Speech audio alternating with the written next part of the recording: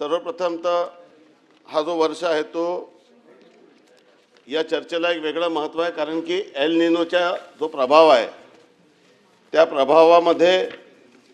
जे काही संकट आपल्या सर्वांच्या समोर येणार आहे किंवा येण्याची शक्यता आहे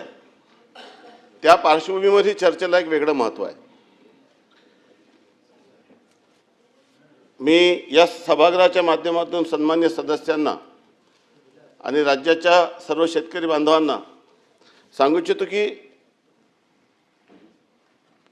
प्रशांत महासागरच्या पूर्व आणि मध्य भागामध्ये जे पाण्याचं तापमान वाढलेलं आहे त्यामुळे एल निनोचा प्रभावामुळे जे परिस्थिती राज्यासमोर उद्भवणार आहे,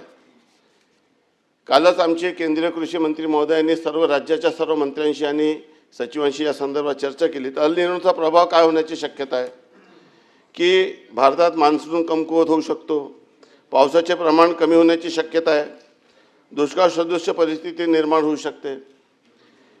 जगभरातील तापमान वाढू शकते, काही भागामध्ये पूर येऊ शकते तर काही भागामध्ये दुष्काळ देखील पडू शकते।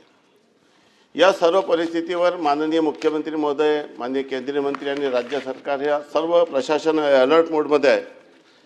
आणि या सर्व परिस्थितीचा सामना करण्यासाठी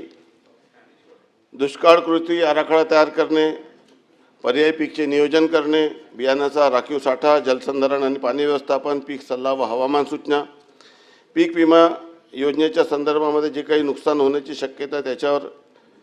नियोजन करणे, चारा व पशुधन व्यवस्थापन करणे,